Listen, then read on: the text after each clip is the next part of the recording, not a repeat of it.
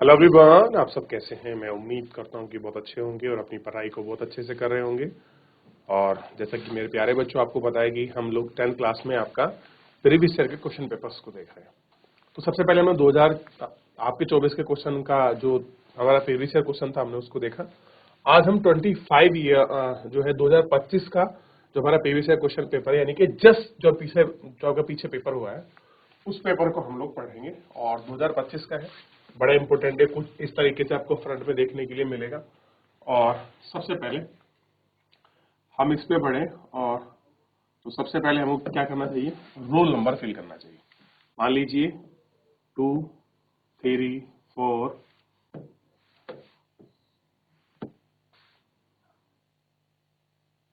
मैं अपना roll number fill कर रहा हूँ 5, 4, 0, 0, 2, 2, 9, 1। मान लीजिए मैंने कोई अपना एक रोल नंबर बनाया, एग्जाम्पल के रूप में बता रहा हूँ, या मैं लिखेंगे, ठीक है। आपके टीचर आएंगे और वो आपके टीचर ऐसे साइन कर जाएंगे, कुछ भी साइन देख लेंगे। क्लियर है। पहली बात, 7 पृष्ठ है, 80 नंबर का क्वेश्चन है। कितना है? 80 नंबर का क्वेश्चन है। ध्यान रहेगा, टाइम आपको क्लियर होना चाहिए, 3 घंटे, जो वेरी इंपॉर्टेंट है, सबसे बड़ा टाइम है। बहुत से बच्चे पेपर तो का जानते सब है, आता सब है, लेकिन वो टाइम को मैनेज नहीं कर पाते। मेन होता है टाइम का गेम। वो हम कैसे बनेगा? हमारी प्रैक्टिस से बनेगा। क्लियर है? देख लिया। और आपको क्लियर होना चाहिए टोटल कितने क्वेश्चन मिलेंगे। 2025 का क्वेश्चन पेपर है, तो ध्यान रखना टोटल इसमें 27 क्वेश्चन है और सारे कर रहे हैं। पिछली बार भी 27 था और हमको सारे ही करने थे, ठीक है। जो क्वेश्चन है उनके सामने उनके क्या दिए गए हैं, आपका नंबर दिए गए हैं, ठीक है। उनके सामने उनके नंबर दिए गए हैं, कौन सा क्वेश्चन कितने अंक का है। प्रत्येक प्रश्न को अच्छे से पढ़ें, फिर उसका सही उत्तर दीजिए। और प्रश्न संख्या 1 बहुविकल्प है और इसमें कुछ खंड है और 4 विकल्प दिए गए हैं। और क्वेश्चन नंबर 2 से भी आपका निश्चित उत्तर ये प्रश्न है। पहला प्रश्न जो है उसमें कुछ खंड है, पहले का A B C D हो सकता है या क्या ख ग हो सकता है, वो आपके क्या ऑप्शन वाले हैं। और 2 से 9 तक कैसे हैं क्वेश्चन है, जो आपको 1 शॉट में उनका आंसर देना है। क्लियर है। प्रश्न संख्या 10 से 19 तक है और लगभग 80 शब्दों में बात की गई है। 10 से 19 तक हम 80 वर्ड्स में, यानी कि चीजों को टू द पॉइंट करके एक्सप्लेन करेंगे, भैया ये चीजें। उसके बाद 20 से 26 के बीच में जो प्रश्न है वो हमको दिखाया गया है, उनको हम देखेंगे। और जो 120 शब्द हैं इनको देख लेंगे, ठीक है, इन पर हम लोग बात करेंगे। और क्वेश्चन नंबर 27 मानचित्र से संबंधित है और इन्हें अपनी पुस्तिका में भरेंगे, ठीक, और इनको हम लोग देख लेंगे। क्लियर है।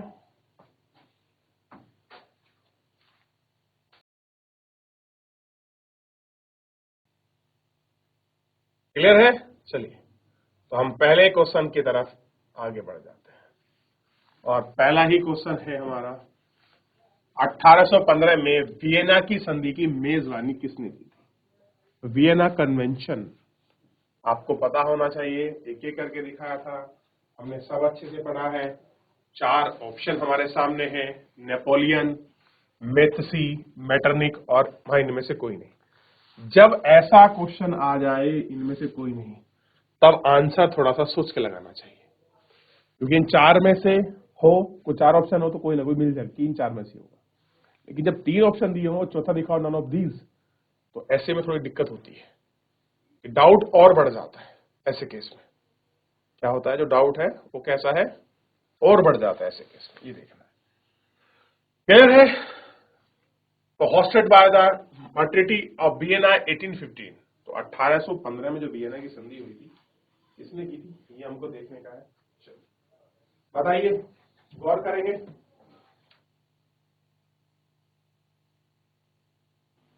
क्लियर है। अगला क्वेश्चन देखिए, साइमन कमीशन भारत कब पहुंचा?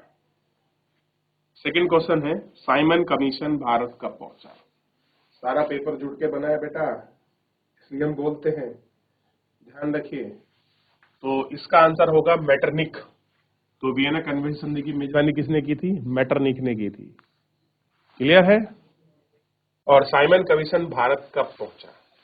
और साइमन गो बैक के नारे लगे थे। क्लियर है, मैंने आपको बताया था। और इसी में क्या हुआ था, पंजाब से विरोध कर रहे थे बाल गंगाधर, सॉरी आपका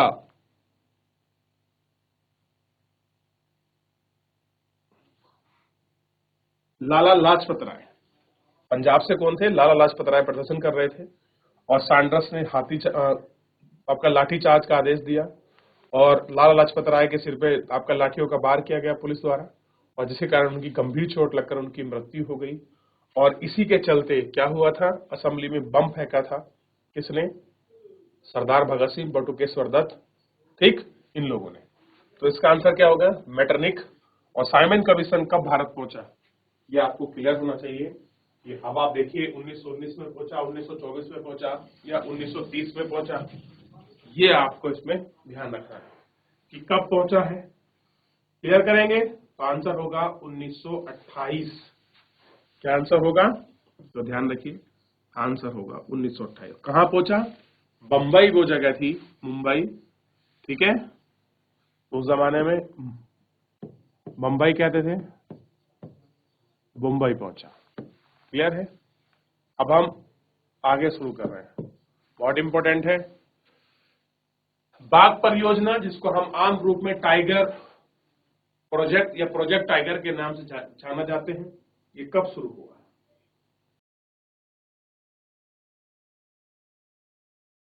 चलिए अगला क्वेश्चन, इनमें से कौन सी एक फलीदार सब्जी है, बताइए, या फलीदार फसल है, कौन सी फलीदार फसल है, ये आपको बताना है। 2 क्वेश्चन है, अब तक तो तुम्हारा आंसर नहीं आ रहा बच्चों, कैसे काम चलेगा। अगर आप ये आंसर नहीं दोगे तो कैसे काम चलेगा, मैं कैसे कर पाऊंगा ये सब चीजें, बताइए। बड़ा सरल और आसान आंसर है इनका। प्रोजेक्ट टाइगर कब आया, 1973। आप बताइए कौन सी फसल इनमें आपके फलीदार है। चलिए, तो इसका आंसर होगा, जो दाल है, जो हमारी पल्सेस हैं, उनमें आपकी फली पाई जाती है, फलीदार फसलें होती है। देख लीजिए, जो पल्सेस होती हैं वो आपका फलीदार होती है।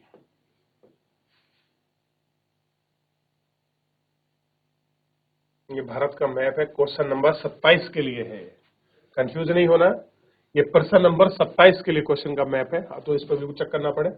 सीधे हम बढ़ेंगे अगले प्रश्न पर, 27वें नंबर जब क्वेश्चन पढ़ेंगे तब आएंगे, ठीक है। निम्नलिखित, यानी कि हमारा समझ आऊंगा, हमारा संविधान किसी भी धर्म विशेष को दर्जा नहीं देता, यानी कि भारत का कोई विशेष धर्म नहीं है, किसी विशेष धर्म को बढ़ावा नहीं देता, तब हम क्या कहलाते हैं, ये हमको बताना है। बताइए क्या होंगे हम सांप्रदायिकता में होंगे, समाजवाद होंगे, धर्मनिरपेक्ष होगा या संघवाद होगा।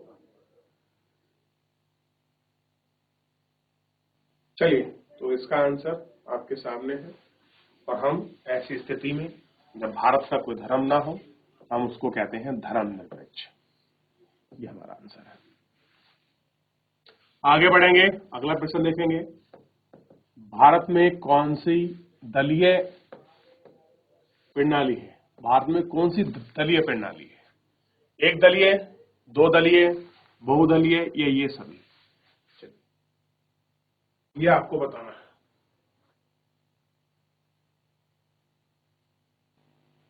चलिए आगे बढ़ाएं।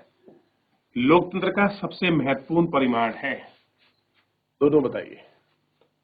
बाबू क्लियर होना चाहिए, हमारे यहाँ बहुदलीय प्रणाली। क्लियर है, कैसे मल्टीपल पार्टी सिस्टम है हमारे यहाँ। लोकतंत्र का सबसे महत्वपूर्ण परिमाण हमसे पूछा है। चलिए, तो आंसर क्या होना चाहिए इस वाले का, लोकतंत्र में सबसे महत्वपूर्ण परिमाण है उत्तरदायी सरकार, जिम्मेवार सरकार, या एक और दो, दोनों, या इनमें से कोई नहीं, ठीक। Accountable of government, responsible of government, both first and second, none of these. तो ऐसे में कंफ्यूज होता है, फिर भी ध्यान रखना हमारे यहाँ रिस्पॉन्सिबल गवर्नमेंट भी है, अकाउंटेबल भी है। तो ऐसी स्थिति में जो है हमारा आंसर जो हो जाएगा वो आपका सी हो जाएगा। कैसा हो जाएगा, सी। आगे बढ़ते हैं।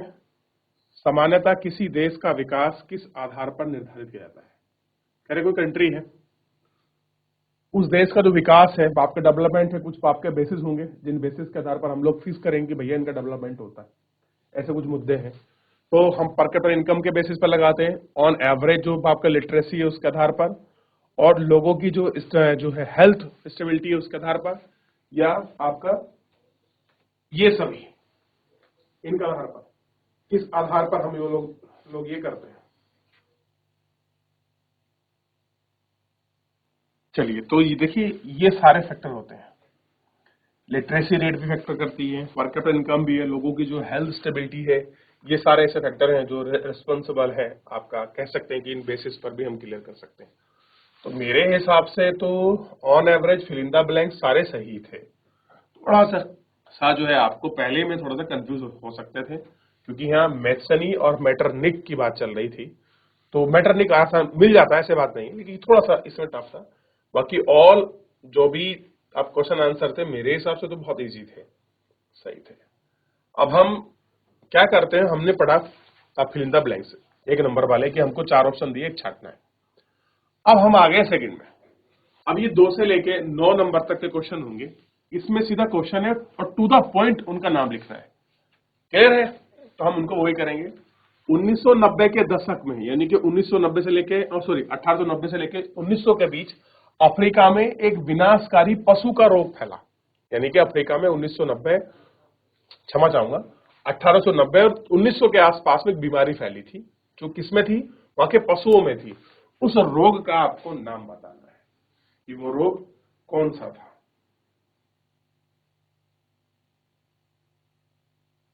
क्लियर है? और ये कहानी तब है जब आपका मीट जाया करता था। क्लियर है? भारत एवं समकालीन विश्व जो आपका बुक है उसकी बात कर रहा हूं मैं। क्लियर है? तो उस बीमारी का नाम आपको पता होना चाहिए। कुछ पेस्ट पेस्ट करके था, मैं आपको ध्यान दिवा रहा हूं, कुछ पेस्ट पेस्ट करके था, मीट जाया करता था, बीमारी फैल गई तो फिर आपके जीवित पशु ले जाने लगे थे। क्लियर है? याद आ रहा है कुछ?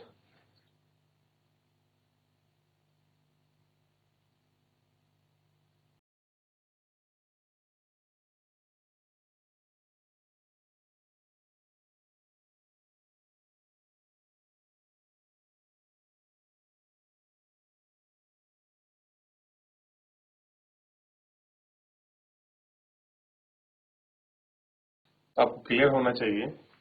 तो जो हम लोग आंसर कर रहे हैं, आंसर क्वेश्चन नंबर 2 का, तो ये एक बीमारी थी जिसका नाम था रेंडर पेस्ट।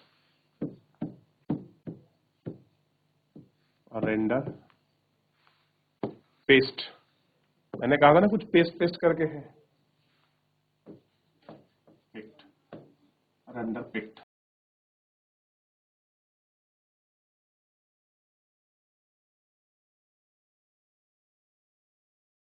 रेंडर पेस्ट ये बीमारी थी। अब उसके बाद हम आंसर नंबर 3 पर आगे बढ़ते हैं और देखते हैं। लिख लीजिए जिन बच्चों ने नहीं लिखा है, रेंडर पेस्ट बीमारी थी वो जो अफ्रीका के पशुओं में फैल गई। ध्यान रहेगा कौन सी बीमारी थी? Render paste. लिख लीजिए, फिर अगले क्वेश्चन पर बढ़ेंगे हम लोग।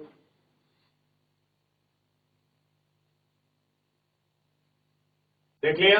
चलिए नेक्स्ट क्वेश्चन की तरफ आगे बढ़ रहे हैं। नेक्स्ट क्वेश्चन क्या है कि भारत में सबसे पहले प्रिंटिंग प्रेस कौन लाया? और वेरी इंपोर्टेंट करके लिख लीजिए, ऐसे क्वेश्चन इस प्रिंटिंग प्रेस से कोई ना कोई क्वेश्चन आपको मिलेगा, चाहे आपको बिलिंदा ब्लैंक्स में मिले, 1 नंबर में मिले या 3 नंबर में मिले, एक क्वेश्चन आपको 2026 में मिलेगा ही मिलेगा। तो इसको आप इंपोर्टेंट करके चलिए 2026 के लिए, ठीक। और जो हमने पढ़ा था प्रिंटिंग प्रेस का इतिहास में पूरे चैप्टर पढ़े, पहले बुक आई, चाइनीजों ने छापी, फिर कैसे वो बुक लेके आए, कौन लाया, यूरोप से कैसे आई, यूरोप में भी कौन सा देश लेके, इन सब के बारे में पहले आप बताइए, फिर हम पढ़ेंगे। क्लियर है? देखिए जब तक आप आंसर नहीं करेंगे तो कैसे कंफर्म होगा कि आप सही कर रहे हैं। आप अगर अपने पास तक रखेंगे, पहले आप आंसर लिख लीजिए, फिर हम जो बता उसमें करेक्शन कीजिए।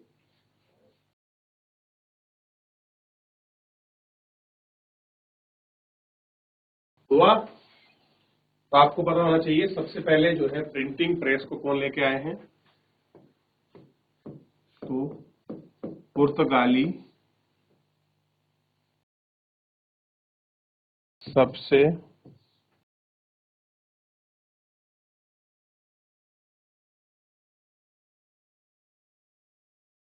पहले प्रिंटिंग प्रेस को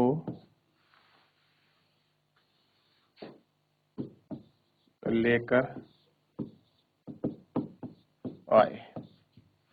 क्लियर होना चाहिए आंसर क्या है, पुर्तगाली सबसे पहले प्रिंटिंग जो प्रेस है उसको लेके आए। ठीक है, तो प्रिंटिंग प्रेस को लेकर सबसे पहले पुर्तगाली आए। लिख लीजिए इसको कि सबसे पहले पुर्तगाल आए। हो गया? तो अब अगले क्वेश्चन को जो है, अभी क्वेश्चन को हम लोग अभी थोड़ा सा ब्रेक लेते हैं 5 मिनट का, फिर मिलते हैं ब्रेक के बाद और पूरा करेंगे इन क्वेश्चनों को, क्रम को देखेंगे तो आपको एक आइडिया मिल रहा होगा हमें करना कैसे। चलिए।